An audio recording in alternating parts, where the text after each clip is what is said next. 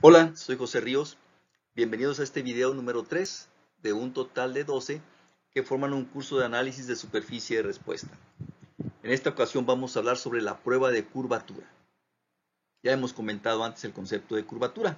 Vamos a ver entonces cuál es la prueba de hipótesis para evaluar si la superficie tiene curvatura o no.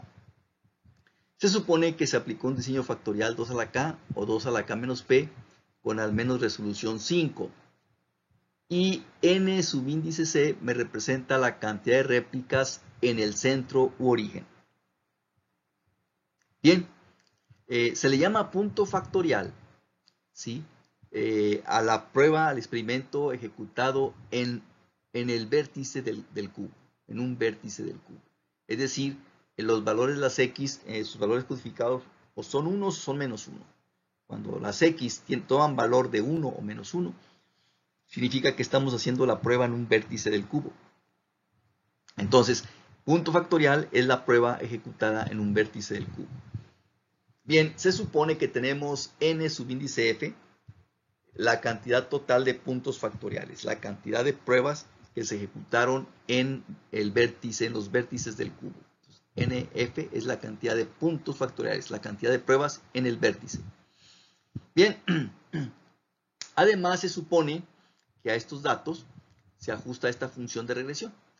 Es una función o un modelo de segundo orden completo. Se supone que se ajusta un modelo de segundo orden completo. Bien,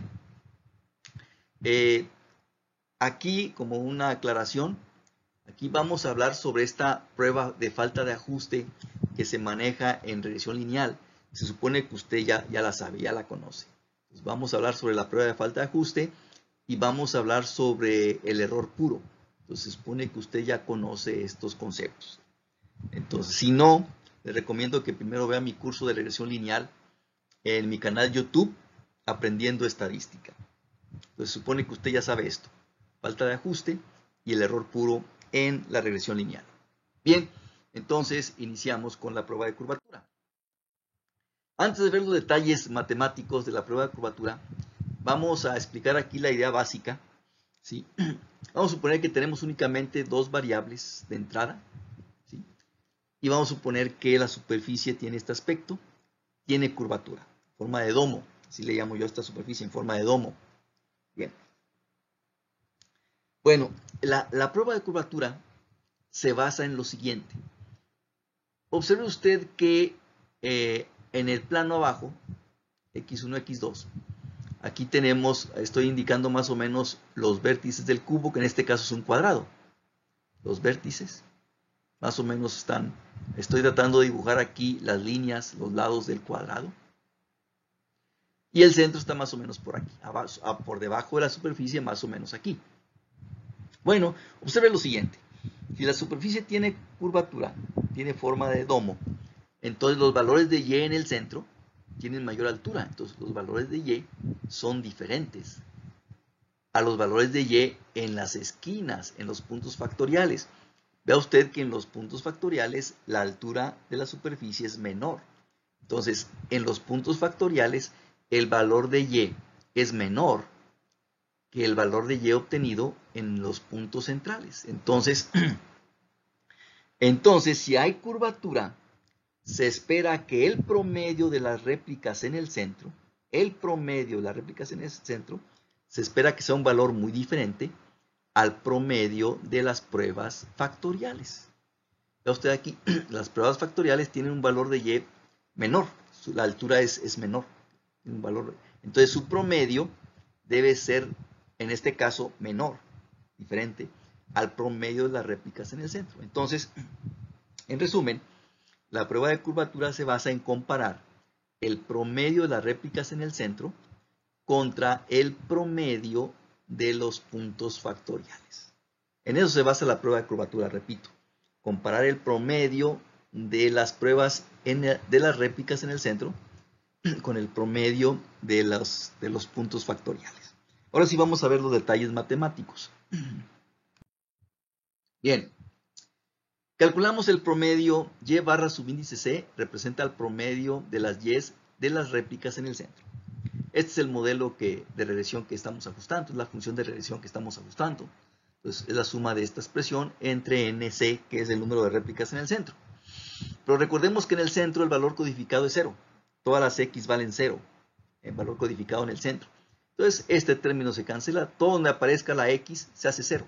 Todo esto se hace 0. Únicamente queda sumando esta constante. De manera que el promedio pues, es beta sub 0. Entonces, el promedio de las réplicas en el centro se reduce a beta sub 0. Ahora, si calculamos el promedio de los puntos factoriales, que se representa con ese símbolo, y barra subíndice f, promedio de los puntos factoriales, bueno, aquí las x valen 1 o menos 1. Valen 1 o menos 1. Es la suma de esta expresión. Pero resulta, por ejemplo, en este caso, que la x1, por ejemplo, toma el valor de 1 y después toma el valor de menos 1. De manera entonces que esta beta se va a cancelar. Porque va a aparecer una vez con signo positivo, beta 1, y después con signo negativo, menos beta 1. Se va a cancelar. Y así va a ocurrir con todas las betas. Entonces todo esto se cancela. Algo similar aparece aquí. La cantidad de veces que este producto da signo positivo coincide con la cantidad de veces que este producto da signo negativo. De manera que entonces la cantidad de veces que esto aparece con signo positivo es igual a la cantidad de veces que aparece esta beta con signo negativo.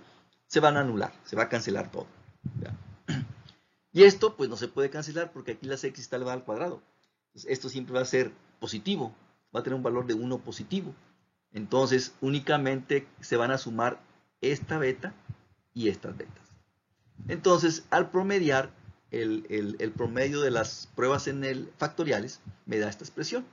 Beta sub 0 más la suma de las betas coeficientes de los términos cuadráticos puros. Estos términos se cancelan. Bien, vea usted, el promedio de las pruebas factoriales me da esta expresión y el promedio de las pruebas centrales me da esta expresión. Entonces, esto sugiere que esta cantidad menos esta cantidad va a ser igual a ¿qué? Pues beta 0 se va a cancelar, va a ser igual a esto. Entonces, esto sugiere, repito, que esta cantidad menos esta cantidad va a ser igual a la sumatoria de las betas II. Bien, así es. Se puede probar que el valor esperado de estas diferencias de promedios, factorial menos central, me da esta expresión. Entonces, en esto se basa la prueba de curvatura. Entonces, las hipótesis quedan así en la prueba de curvatura. La hipótesis nula afirma que esta sumatoria es igual a 0. Si esta sumatoria vale 0, quiere decir que estos promedios son iguales.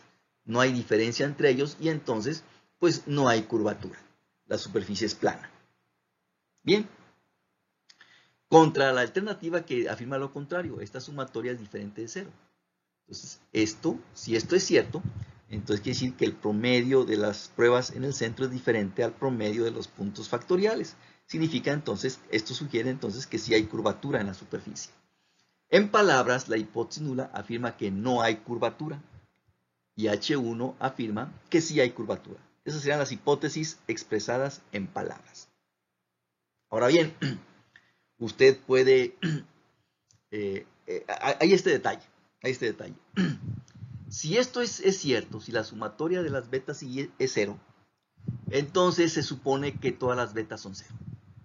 Si esto es cierto, se supone que todas las betas son 0. Y usted aquí puede protestar con justa razón.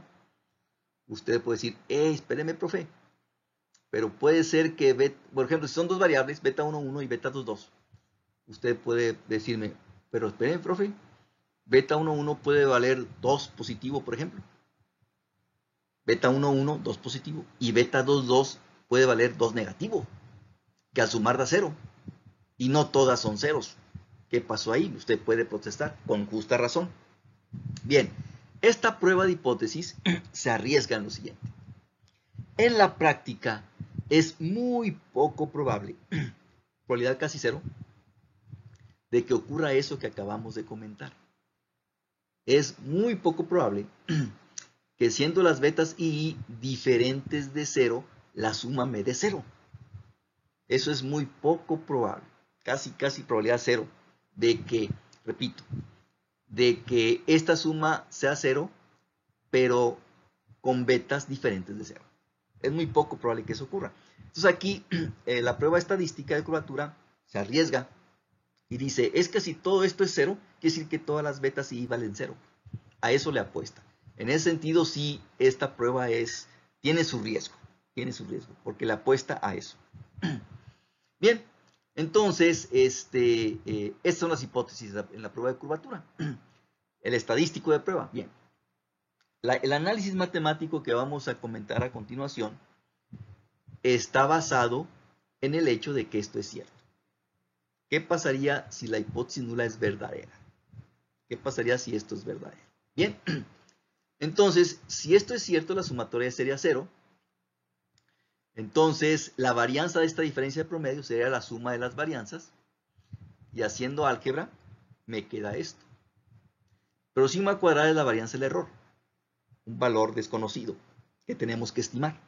Bien, se estima con la media de cuadrados del error, media de cuadrados de error, y el subíndice de P significa error puro. Es decir, media de cuadrados del error, error puro. Repito, esta expresión que tengo aquí significa media de cuadrados del error, pero no del error ordinario.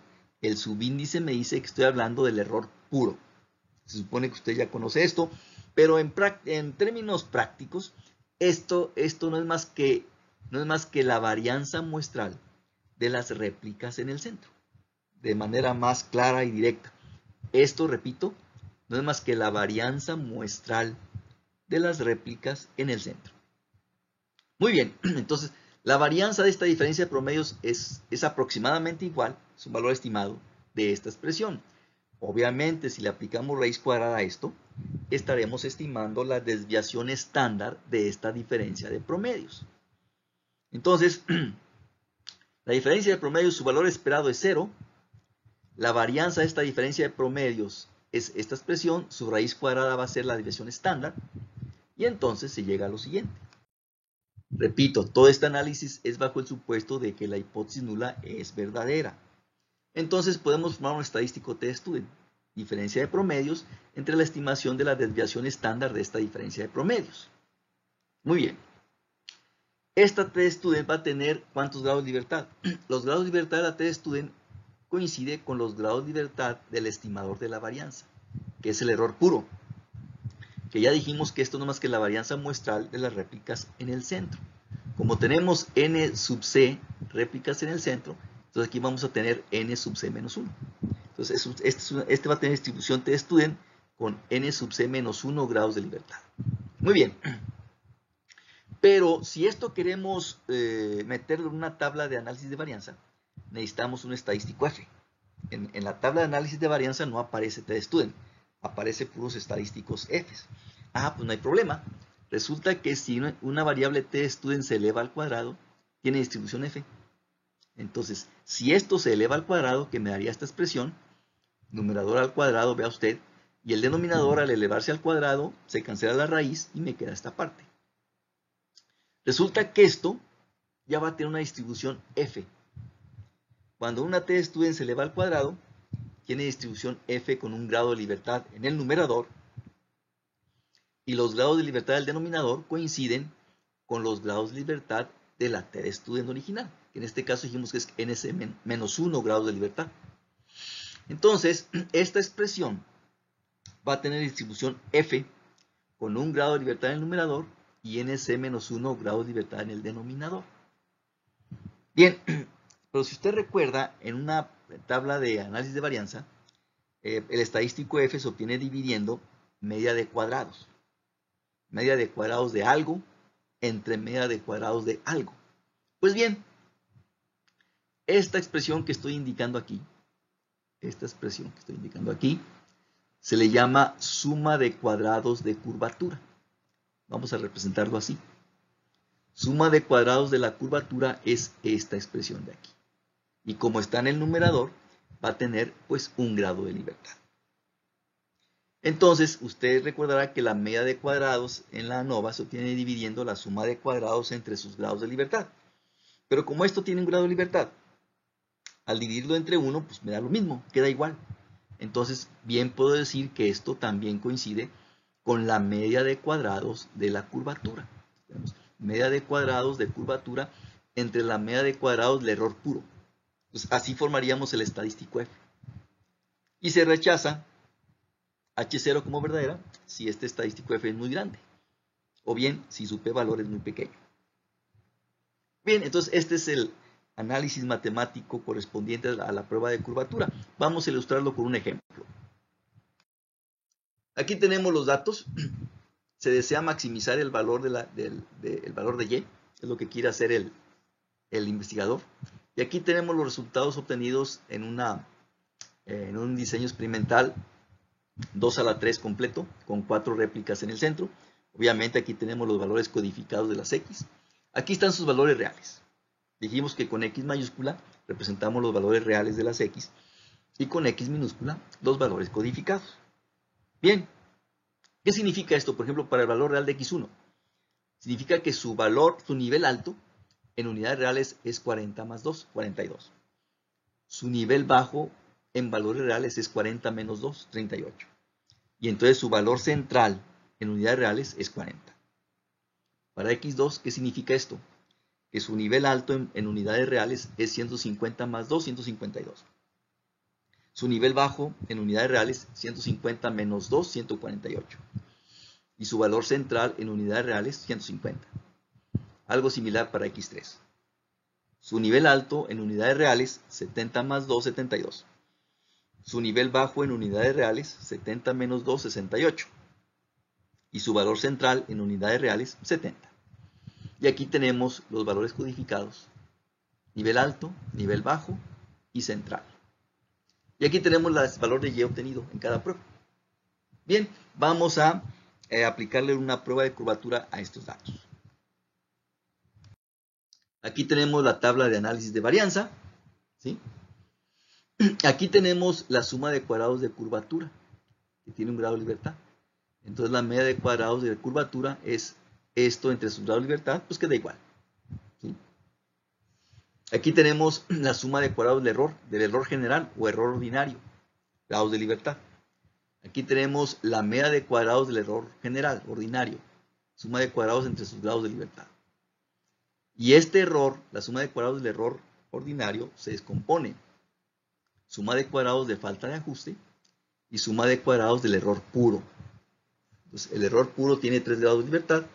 Entonces, aquí tenemos la media de cuadrados del error puro, que se obtiene dividiendo este número entre este número. Bien, observe que ajustamos un modelo de primer orden. Nada más tenemos los efectos principales. Entonces, estamos ajustando una regresión lineal de primer orden. Bien, bueno, aquí tenemos el estadístico F para la prueba de curvatura, pero abusados aquí. Minitab está calculando este estadístico F dividiendo la media de cuadrados de curvatura entre la media de cuadrados del error general, del error ordinario. Si usted divide esta cantidad entre 99, de ahí sale el 1,73. Minitab aquí no está dividiendo entre la media de cuadrados del error puro como se mencionó anteriormente. Si hacemos la prueba de curvatura como lo indicamos, entonces aquí tenemos, repito, media de cuadrados de curvatura, y aquí la media de cuadrados del error puro. Entonces el estadístico F sería 171 entre 230, a como se mencionó previamente. Y el estadístico F sería 0.74, que va a tener distribución F con 1 grado de libertad en el numerador, la curvatura, y 3 grados de libertad en el denominador, el error puro. Si calculamos el p-valor para este estadístico usando esta distribución F, el p-valor es 0.452. Usted lo puede checar. Si usted no puede calcular esto en Excel a mano, entre comillas a mano, por favor vea mi curso de estadística en mi canal de YouTube, Aprendiendo Estadística. Bien, este sería el p-valor haciendo la prueba de curvatura como se explicó. Sin embargo, aquí Minitab lo hizo estimando la varianza con el media de cuadrados del error ordinario. coinciden las conclusiones. Aquí el p-valor también es grande, entonces no se rechaza H0. Aquí el p-valor también es grande, no se rechaza H0. Entonces aquí se infiere que H0 es la verdadera, y entonces se infiere que no hay curvatura. Recuerde que H0 en palabras significa que la superficie no tiene curvatura. Entonces aquí se infiere que la superficie no tiene curvatura. Además, la prueba de falta de ajuste, ve usted, se pasa a la prueba de falta de ajuste. Significa que este modelo de regresión tiene muy buen ajuste a los datos. Entonces esto sugiere que no hay necesidad de meterle más términos a la regresión. Entonces es suficiente con esto, dejarlo en un modelo de primer orden, lo cual esto, combinando la prueba de curvatura con la prueba de falta de ajuste, nos hace inferir que en esta zona donde se hizo este experimento, la superficie está plana. Porque el modelo de regresión de primer orden, su superficie es plana, es un plano.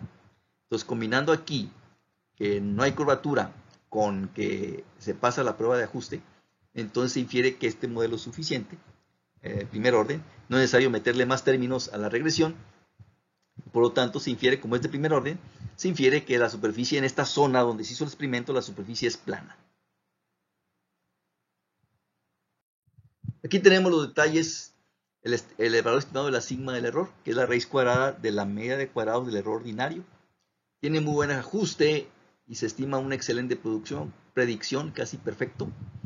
Y aquí están los coeficientes estimados. La beta sub 0 estimada, este valor. Beta 1, el coeficiente de x1 estimado. Beta 2 estimado, coeficiente de x2. Y beta 3 estimada, coeficiente de x3. En automático, Minitab en la función de regresión incluye esta variable indicadora, punto central. Y a mí pues se me olvidó quitarlo. No es necesario que aparezca en el modelo de regresión esta variable indicadora. Minitab la pone en automático, pero lo podemos quitar y a mí se me olvidó quitarlo. De todas maneras, las betas estimadas no cambian dramáticamente si quitamos esto. Prácticamente quedan igual. La diferencia es mínima, ¿sí? que obtenemos en las betas estimadas cuando quitamos esta variable indicadora. Así que prácticamente las betas estimadas quedan igual. Pero lo ideal es que esto no aparezca. Esto no es necesario aquí. En la función de regresión lineal, esto no debe estar. Pero pues a mí se me olvidó quitarlo a la hora de correrlo en Minitab porque lo pone en automático y se me olvidó quitarlo. Con esto terminamos el video. Estaré al pendiente de sus comentarios. Hasta pronto.